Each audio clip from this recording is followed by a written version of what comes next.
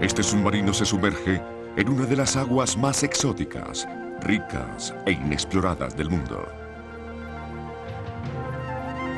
Utilizando su capacidad única de capturar peces vivos y otras formas de vida de las profundidades, los científicos a bordo recogen extraordinarias formas de vida submarina, incluyendo especímenes de peces nunca antes vistos por el hombre.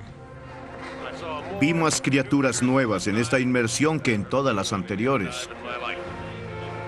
En esta expedición en las aguas de las Islas Galápagos, se está descubriendo un promedio de una especie nueva a diario.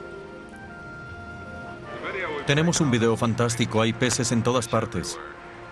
Para un biólogo marino, esto es lo máximo. Extraños calamares de mediana profundidad. Esos son cohombros marinos. También hemos visto cohombros marinos de poca profundidad. Lo que están viendo ahora es el aspecto de un cohombro marino en aguas profundas. Son muy extraños. Este es el sueño de un científico hecho realidad. Pasar un mes en las Islas Galápagos, en el agua a diario, en el submarino trabajando con estos animales. Es una sensación sublime que es muy difícil de controlar. Habrá mucho trabajo cuando regresemos a casa. Pasarán 6 meses o incluso un año antes de que podamos comprender la información que hemos adquirido en esta expedición. No hay duda, Galápagos es la meca para los biólogos y aquí estamos en la Tierra Santa.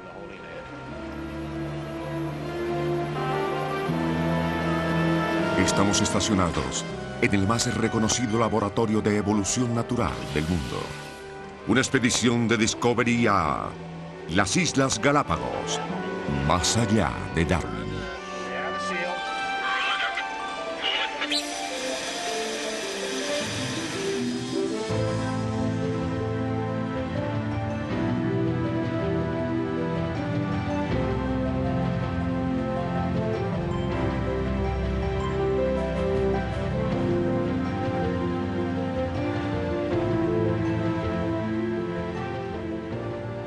Las Islas Galápagos son unos puntitos de tierra en el vasto mar Pacífico.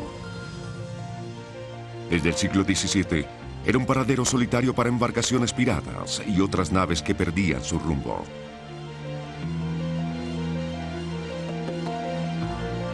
Ahora, en lugar de ser un sitio al que se llega por accidente o por mala suerte, las Islas Galápagos son una atracción para viajeros y especialmente para científicos que buscan la oportunidad de descubrimientos dramáticos.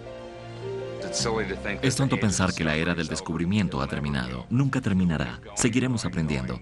Estoy ansioso por ver el día cuando en mi vejez llegue una persona que descubra algunos fósiles y diga lo equivocado que estuve. Sería divertido.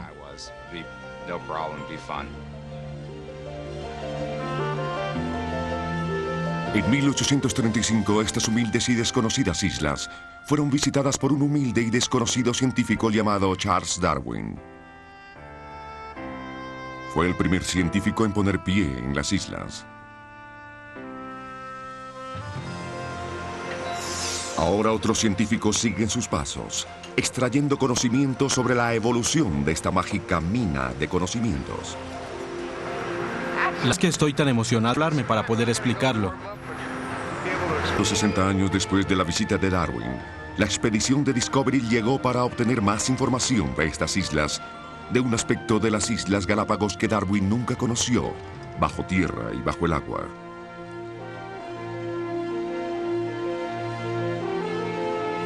La nave de investigación de Harbor Branch, el Stuart Johnson, arribó a las Galápagos después de un viaje de 10 días y 3.200 kilómetros desde su puerto de partida en la Florida. A bordo había 38 personas, la tripulación del barco, el equipo de producción de Discovery y un contingente de científicos. Viviendo un mes en las espectaculares aguas de las Galápagos, los científicos se sumergieron en el submarino 55 veces y realizaron muchas más inmersiones en aguas poco profundas con equipos de scuba.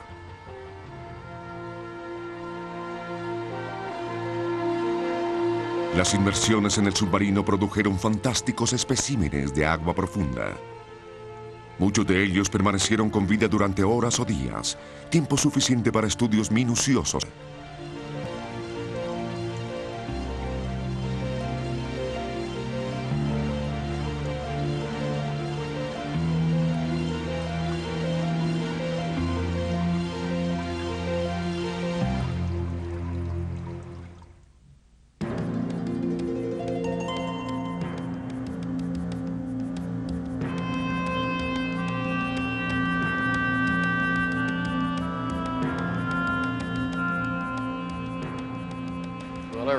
Todos los biólogos comienzan sus estudios con Charles Darwin y los viajes del Beagle a las Galápagos.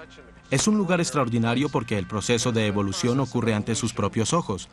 Pueden ver cómo cada una de estas islas les permite a los pinzones o a las tortugas propagarse y evolucionar.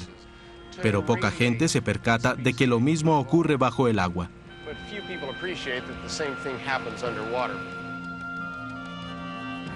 Antes de llegar aquí, Charles Darwin no sabía nada de la evolución de la Tierra, y mucho menos bajo el agua.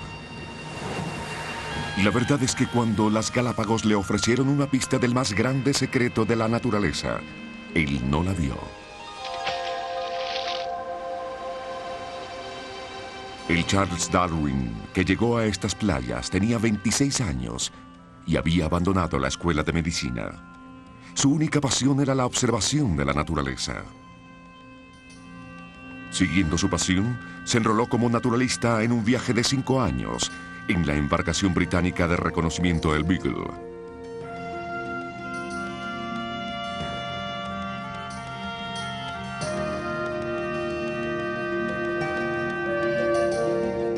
Después de trazar un mapa de la costa suramericana, el Beagle comenzó su viaje por el Pacífico de regreso a casa, haciendo una visita, deteniéndose en las Galápagos, 965 kilómetros al oeste de la costa suramericana.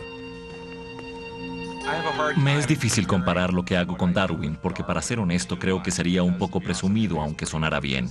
Cuando se va a las Galápagos es inevitable la comparación con Darwin. Sin embargo, él era un innovador. Quiero decir, su habilidad de observación fue incomparable.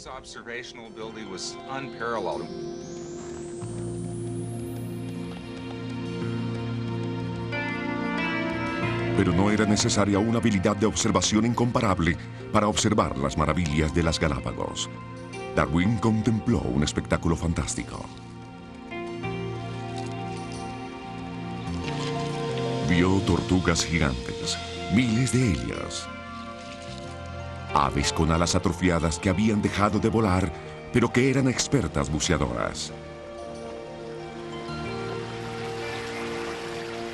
Pingüinos, focas peludas y leones marinos.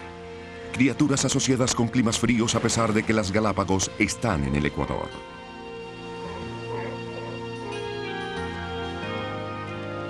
Vio iguanas terrestres similares a las que había visto en Sudamérica.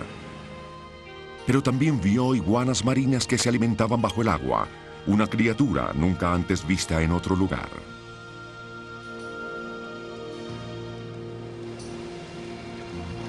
Darwin permaneció solamente 3 semanas en las Galápagos, visitando 4 de las 16 islas. Tomó notas y llenó su bolsa de especímenes. Luego se marchó. Quizás haya tenido algunas pistas de la evolución, pero no vio la luz. Comprender lo que había visto y trazar una teoría que lo explicara demoró un cuarto de siglo. Es una de las sagas más grandes de la historia de la ciencia. La teoría de la evolución de Darwin no solo sacudió los cimientos de la ciencia occidental, sino los fundamentos religiosos y sociales. Las reverberaciones de la teoría de Darwin aún se sienten hoy con mucha pasión. Es la pasión de la religión fundamentalista que ataca a Darwin, que insiste en la versión bíblica de la creación. Ese está ahorquillado. También es la pasión de científicos, quienes piensan que Darwin abrió el camino a nuevos mundos de conocimiento, quienes amplían su visión en un continuo proceso de la ciencia, quienes consideran sus principios evolucionarios fundamentales de la selección natural como premisa indiscutible de su trabajo. Debe ser una nueva especie, pero su pariente más cercano vive en Hawái. La ironía de todo esto es que aquí estamos en un barco supremamente moderno. Con el programa de Discovery tenemos correo electrónico. Una de las primeras preguntas que recibimos fue, ¿cambia su experiencia en las Galápagos su punto de vista acerca de la controversial teoría de la selección natural? Mi respuesta fue, señora, no es controversial y no es una teoría, es un hecho. Desearía poder llevar a todos los habitantes de este planeta a las Galápagos para que vieran la selección natural en acción.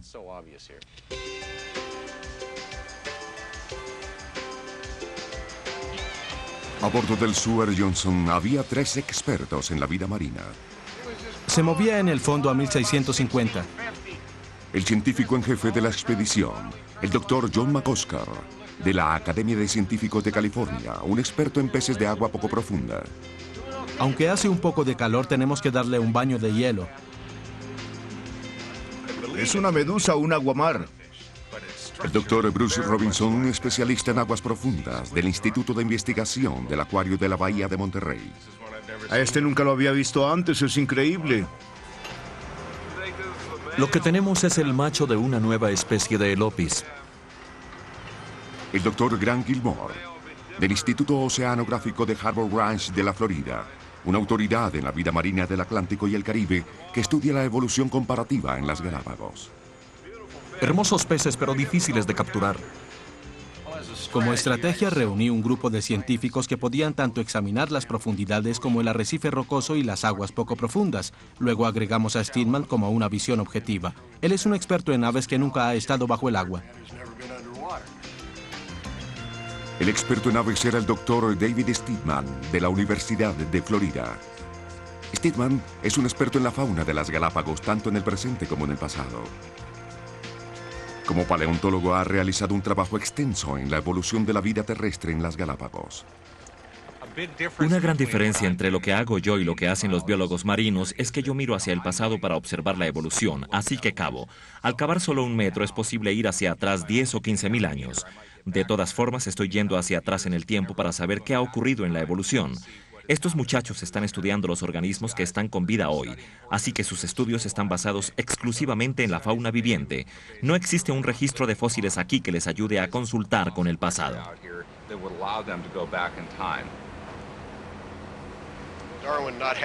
Al no tener una mascarilla, le fue imposible a Darwin sumergirse y realmente apreciar que la evolución se llevaba a cabo en el agua también. Muchas veces he imaginado qué habría pensado Darwin si hubiera podido hacer lo que estamos haciendo en esta expedición. Se habría percatado de que casi todo bajo el agua tiene factores diferentes que afectan su sobrevivencia y su evolución. Estas cosas hacen que sea un reto muy interesante para un biólogo evolucionario.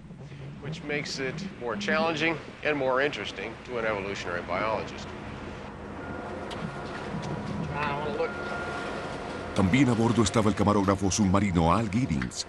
Giddings ha filmado escenas subacuáticas en muchos documentales y películas, incluyendo La Profundidad, El Abismo y varias películas de James Bond. He visto una buena parte del mundo submarino, pero las Galápagos, con los instrumentos que poseemos y los científicos que están en primera línea, son increíblemente emocionantes. Es la primera vez que hacemos muchas de estas cosas. Nadie ha bajado más de 60 metros, así que cualquier cosa que esté debajo de los 60 metros tendrá que ser relativamente nuevo para la ciencia. Siempre me emociona formar parte de la exploración de nuevas fronteras.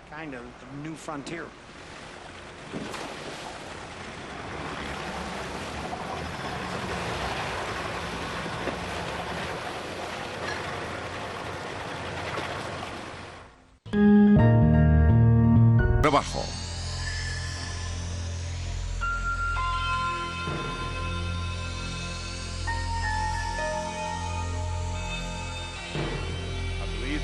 Creo que esta es la primera vez que un submarino de investigación ha estado disponible para estudiar las criaturas de las profundidades que viven cerca a las islas.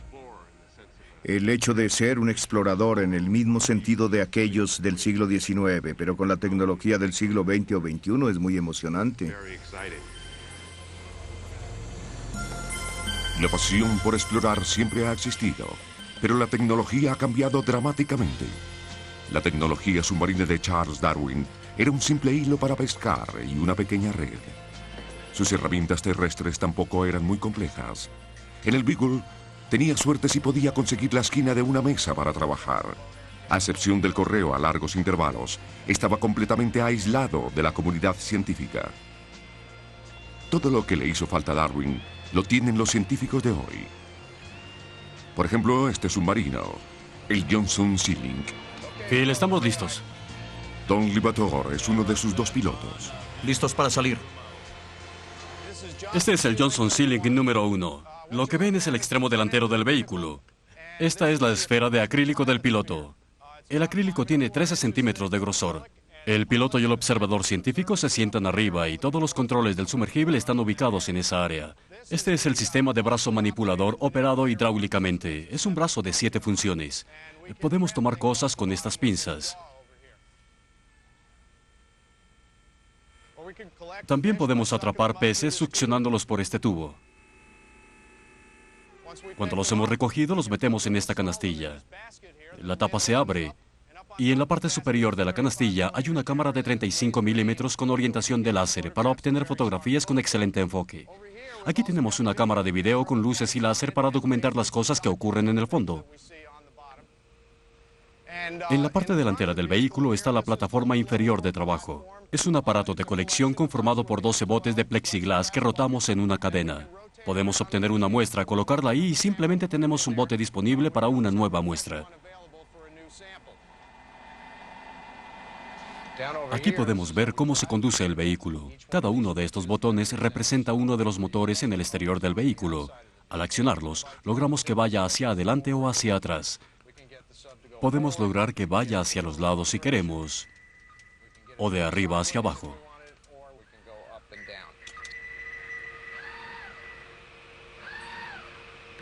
En el centro tenemos la consola de control del video.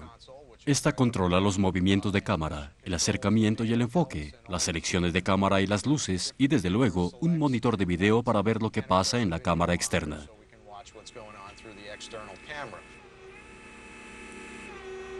En caso de que no pueda traer el submarino a la superficie, lo primero es remover los audífonos de pilotaje, introducir este pequeño audífono en el oído y oprimir el botón que está aquí sobre la caja de marcada UQC. Ese es nuestro teléfono submarino en caso de estar atrapado en el fondo durante algún tiempo. El equipo de supervivencia en este vehículo dura 5 días. Hay suficientes químicos a bordo. Tenemos capacidad para producir agua potable, mantener ropa seca y comida para sobrevivir 5 días en el fondo.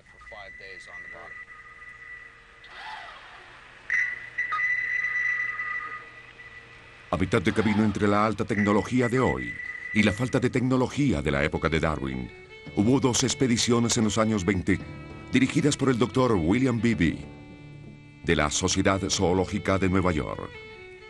El equipo de Beebe incluía una cámara de cine a prueba de agua con la que filmaba películas mudas de sus aventuras submarinas en las Galápagos y el Caribe. Atado a una manguera de aire, el Dr. Beebe no podía sumergirse más de 6 a 9 metros. Sin embargo, añoraba la emoción que motiva a los exploradores, la sensación de ser el primero en entrar en un nuevo mundo fabuloso. Más adelante escribió un libro describiendo su experiencia. Los rayos del sol se filtraban hacia abajo como si fuera la más maravillosa catedral imaginable. Era necesario posarse silenciosamente y absorber la belleza antes de recordar que era un ictiólogo. Cerré los ojos y contemplé mi situación.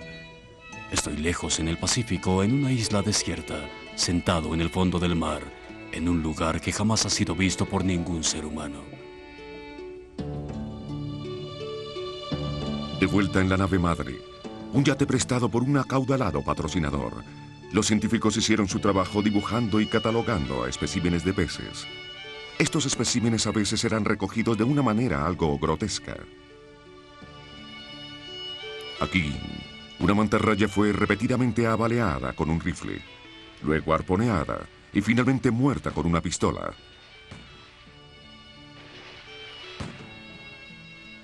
Esto no sería aceptable según las normas de hoy, pero para ellos representaba un trofeo del cual estarían orgullosos.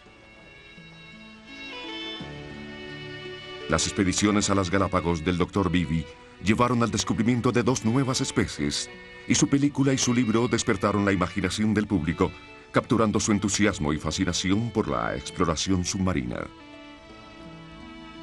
Lo único que les pido es lo siguiente: no mueran sin haber comprado, prestado, robado o fabricado un casco semejante para que se vean ustedes mismos en este nuevo mundo, en este insospechable reino de hermosa vida y color.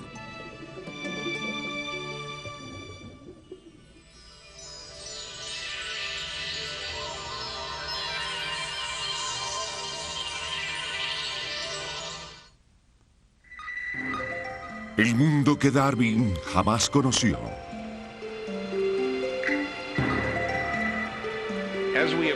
A medida que nos aproximamos es muy difícil saber qué es.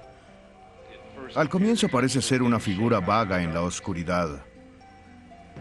A medida que nos acercamos y tenemos una mejor vista, sentimos que una sensación interna va creciendo al pensar, no lo reconozco, no sé lo que es. Luego, al acercarnos, intentamos abandonar las emociones para tornarnos más analíticos. Sin embargo, no hay manera de evitar la emoción de saber que lo que acabamos de encontrar es algo nuevo y quizás algo que jamás ha sido visto por nadie.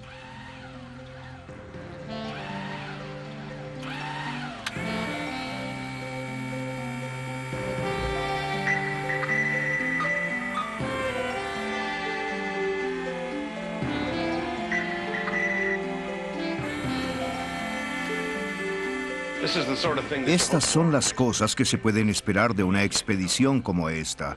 Sabemos que no podemos contar con ello, pero esto es lo que esperamos encontrar. Algo nuevo, algo indescriptible, algo que nos permita atar los cabos de lo desconocido en nuestras mentes.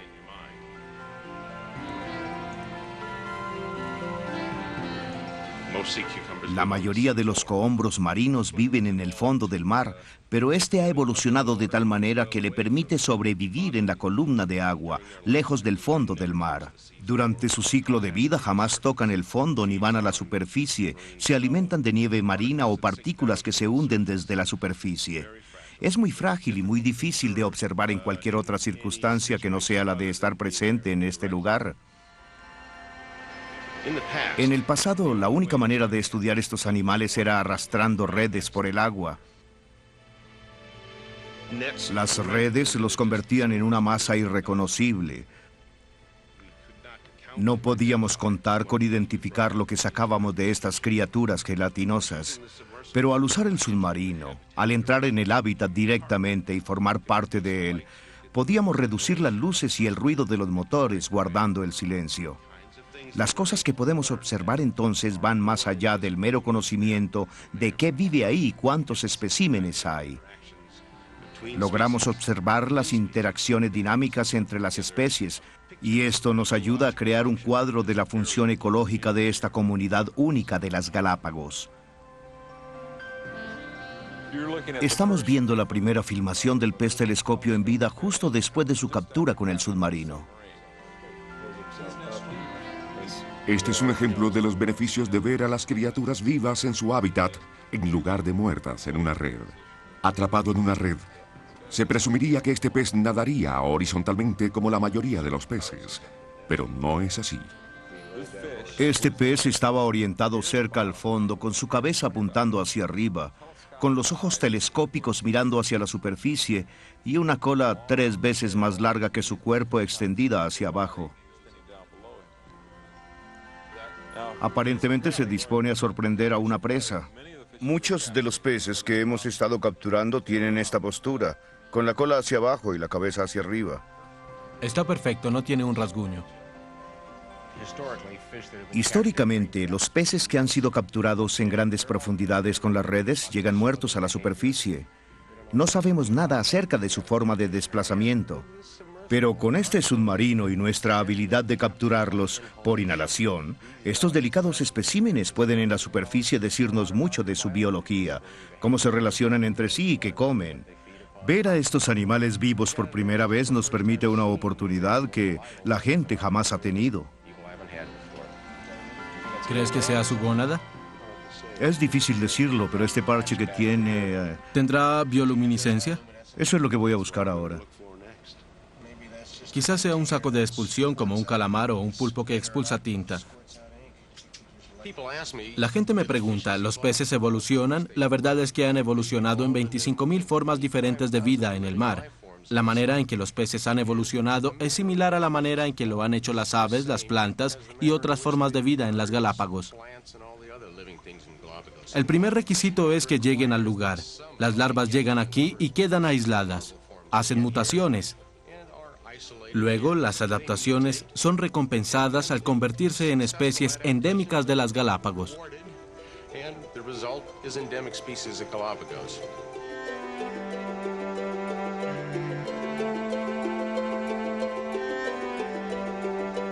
Muchos de los peces de las Galápagos fueron alguna vez los mismos peces que nadaron en el Caribe. El Pacífico y el Caribe estaban unidos por una vía marítima abierta, como un canal de Panamá natural. Pero entonces, hace 3 millones de años, ocurrió un acontecimiento evolucionario crítico. Las placas continentales en movimiento levantaron la tierra ahora conocida como Panamá, formando el puente terrestre de Centroamérica, cerrando el pasaje entre el Caribe y el Pacífico.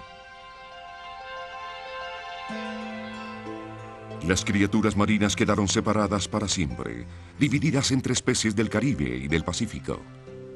Comenzaron a cambiar. En diferentes ambientes, comenzaron a evolucionar en diferentes sentidos. Hay tantas oportunidades de adaptación a la vida en el mar como en la tierra. Existe todo ambiente posible bajo el agua.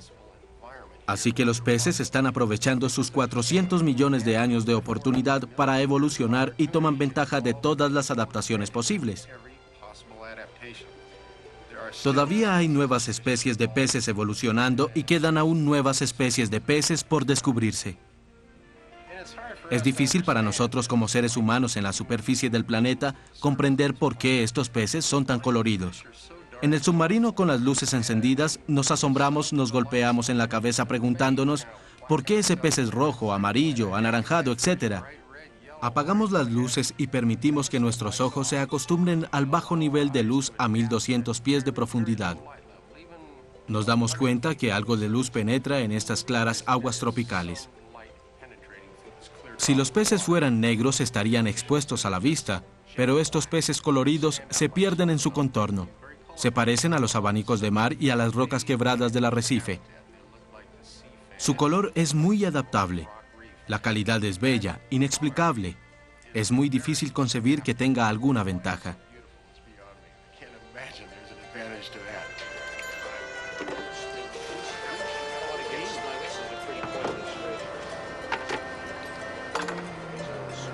Miren eso. Parece mitad cabeza, mitad pez. El Dr. Seuss no podría haber inventado un pez semejante. Miren ese pez murciélago. Está corriendo por el fondo. Tuvimos que perseguirlo.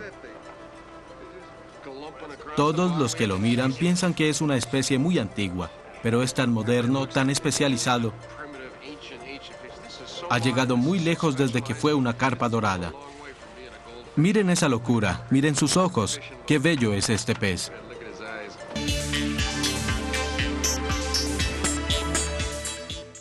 El fuego de la creación. Las Islas Galápagos evocan escenas de tranquilidad y una sensación de ausencia del tiempo. Parecen haber existido siempre, sin cambiar, serenas e intactas. Así se sienten, pero no son así.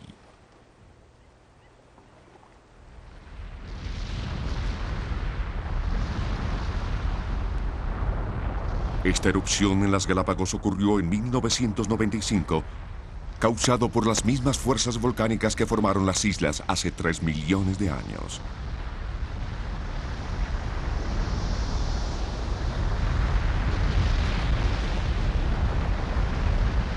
Este punto en el planeta no era más que un vasto y solitario océano. Pero entonces, la lava hirvió desde las profundidades de la Tierra. Crecieron los conos subacuáticos de lava, irrumpieron en la superficie y se enfriaron para formar las islas. Erupciones similares formaron las islas de Hawái. Pero el hombre llegó a Hawái muchos siglos antes que a las Galápagos. Lo que hace que las Galápagos sean un laboratorio natural tan perfecto es que, al contrario de Hawái, las pistas evolucionarias no han sido pisoteadas por el hombre.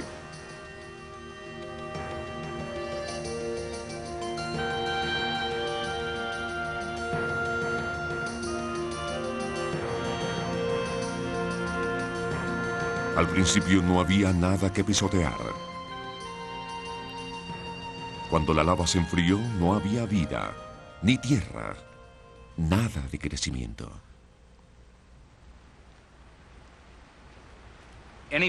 Cualquier visitante a las Galápagos queda impresionado con la lava estéril que se ve en las costas. No crece nada aquí. No hay, en esencia, tierra ni desarrollo. Eventualmente, con el tiempo, la tierra comenzará a formarse apenas. Lentamente, un poco de materia orgánica, quizá 1 o 2 semillas caerán aquí y allá.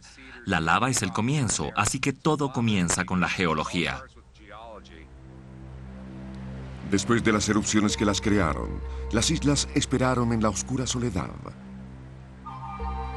Pasaron cientos de siglos. El viento y las mareas tallaron una extraña topografía.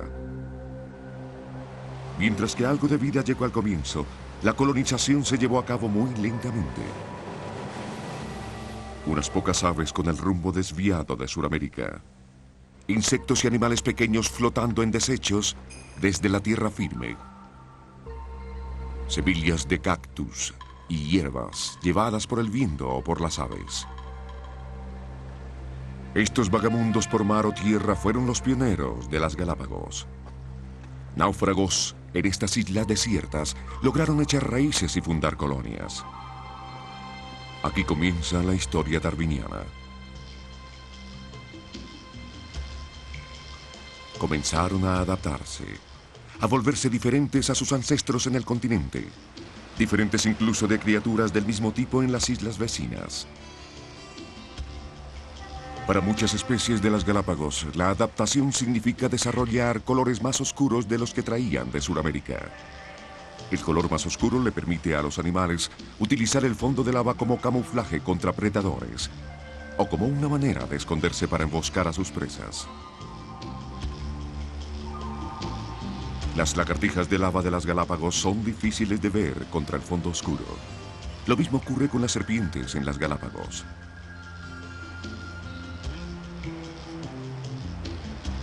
Un predador que se alimenta de lagartijas y serpientes es el halcón de Galápagos, que también se confunde con los fondos oscuros de la isla.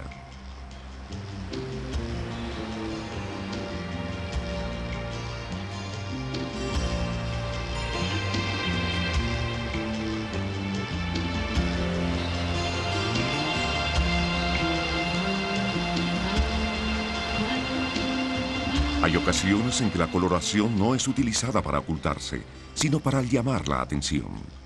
En la época de celo, la iguana terrestre macho, que normalmente es de color pardo, cambia a unos colores más llamativos para atraer la atención de la iguana hembra. Esta es una época magnífica para observar a las iguanas terrestres. Los machos son más coloridos, tienen tonos amarillos y anaranjados brillantes, a veces tienen tonos azules y púrpuras. Están preparándose para la época de apareamiento.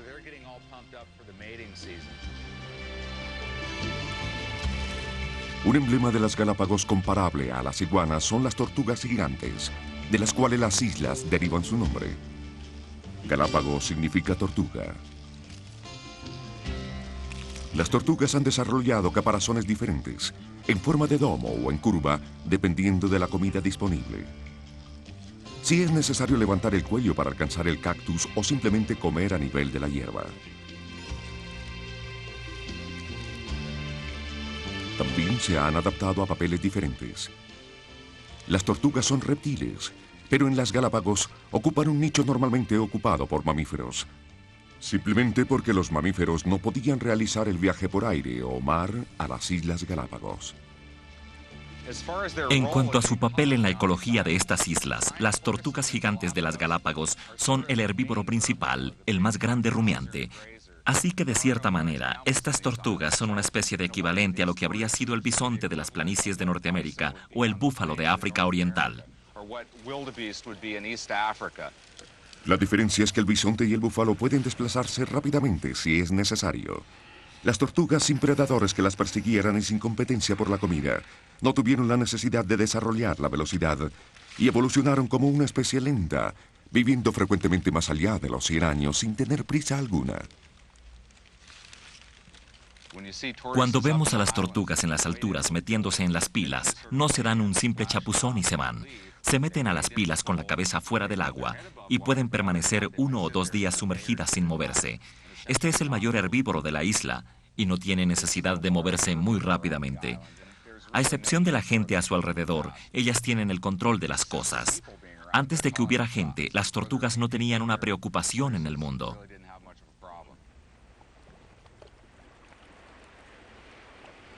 Pero cuando llegó el hombre, las tortugas tuvieron un gran problema. Este es Tagus Cove, una caleta favorita de piratas y balleneros desde finales del siglo XVII hasta mediados del siglo XIX. Vinieron aquí no solamente a tallar grafitis en las paredes, pero también a cargar sus barcos de tortugas, las deliciosas, nutritivas y cuantiosas tortugas. Las tortugas eran un alimento ideal para los antiguos marinos porque pueden vivir durante meses, en ocasiones hasta 6 u 8 meses sin probar bocado. Es horrible para las tortugas, pero para la gente en alta mar eran un regalo de Dios. Podían llevar tortugas desde tierra adentro hasta el barco, voltearlas para que quedaran indefensas e inmóviles y llenar sus bodegas. Los registros de los balleneros indican que miles y miles de tortugas fueron extraídas de las Galápagos durante la época de oro de los balleneros a comienzos del siglo XIX. Se calcula en cantidades de 100.000 a medio millón e incluso 1 millón de tortugas extraídas de las Galápagos. En esa época la población de tortugas sufrió una fuerte decaída. Irónicamente, incluso Darwin y sus acompañantes en el Beagle consumieron una buena cantidad de tortugas en su viaje de regreso a casa.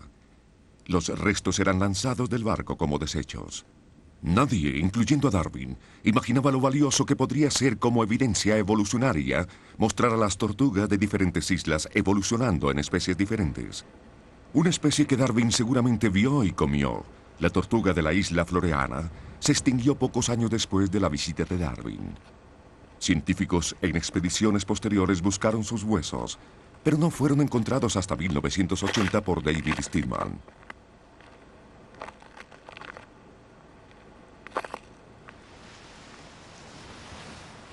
Una teoría interesante sobre el origen de las Galápagos apareció hace pocos años.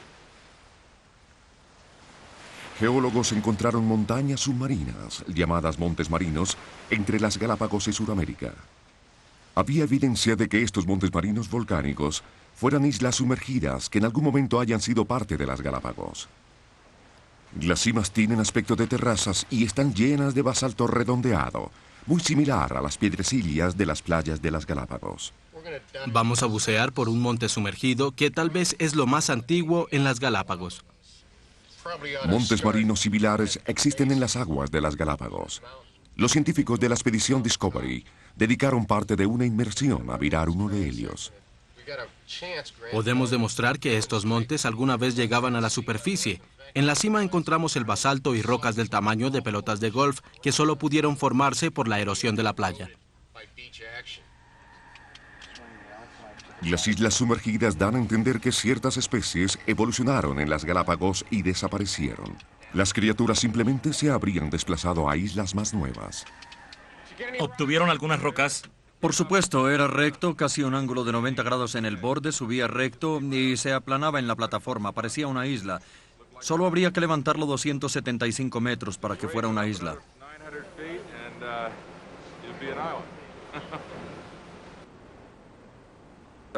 Todo comienza con la geología. Los volcanes se formaron en el basalto oceánico en la placa de Nazca, cerca a las costas suramericanas. Las islas se aproximan poco a poco a Suramérica, quizá unos cuantos centímetros al año. Eventualmente las Galápagos están destinadas a hundirse bajo la placa suramericana debajo de los Andes. Así que vengan mientras puedan. Quizás pasen varias decenas de millones de años antes de que ocurra.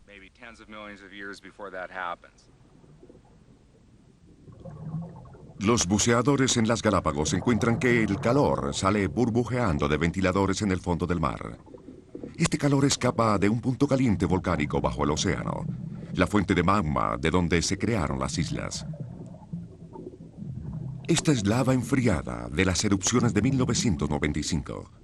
Ahora es estéril, pero la vegetación y la vida marina vendrán. Esta es la más nueva adición a las Galápagos.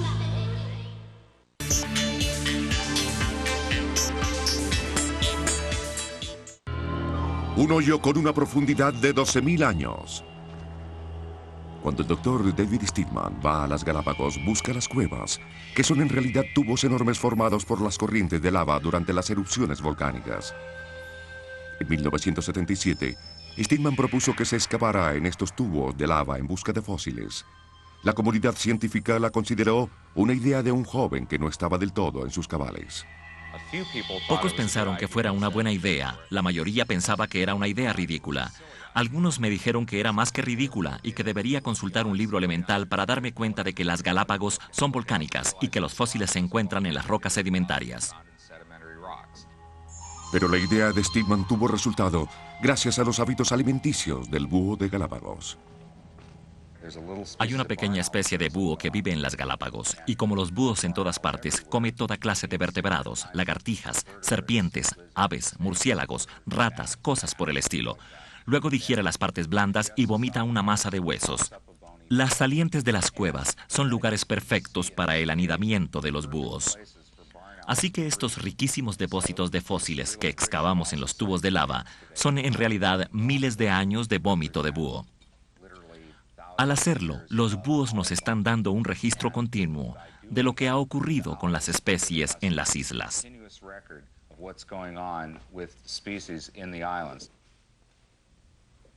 Este tubo de lava en la isla de Santa Cruz mide 1,5 kilómetros y es lo suficientemente grande para introducir un autobús. Sectores caídos del techo proveían una entrada conveniente para los búhos. Los tubos de lava están protegidos del clima y la composición química es favorable para la preservación de fósiles. Este es el hueso de la pata de un sinsonte. Los sinsontes son muy comunes en la isla de Santa Cruz. Este húmero es de una paloma de Galápagos. Las palomas de Galápagos no son muy comunes ya en la isla de Santa Cruz. Han sido eliminadas en algunas islas por ratas y gatos salvajes, pero aún son comunes en las islas desiertas. Este es el hueso de una pata de la ya extinta rata gigante de Galápagos. Era un roedor del tamaño de una rata almizclera y vivió hasta hace apenas 100 años. Este tubo de lava en particular ha producido cerca de 30 especies de reptiles, aves y mamíferos. De esas 30 especies, 10 ya no existen en la isla de Santa Cruz y 5 están extintas para siempre.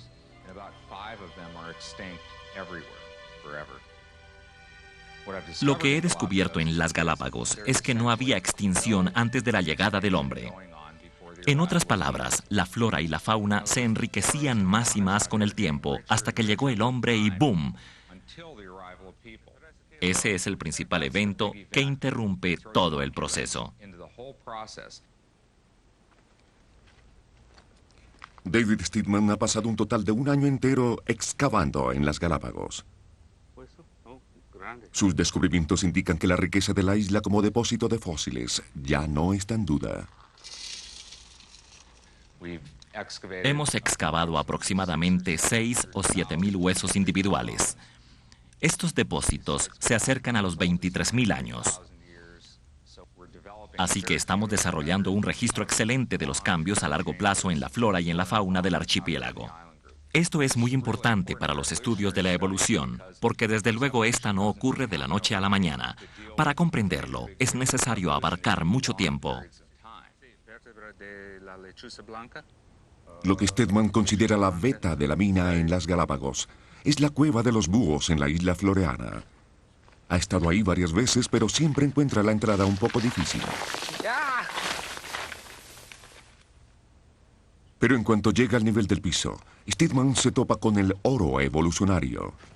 Después de varios días de cuidadosa excavación en los estratos de sedimento que revelaban cambios climáticos y animales tan antiguos como la edad del hielo, Steedman se topa con el premio mayor, la caparazón de una antigua tortuga.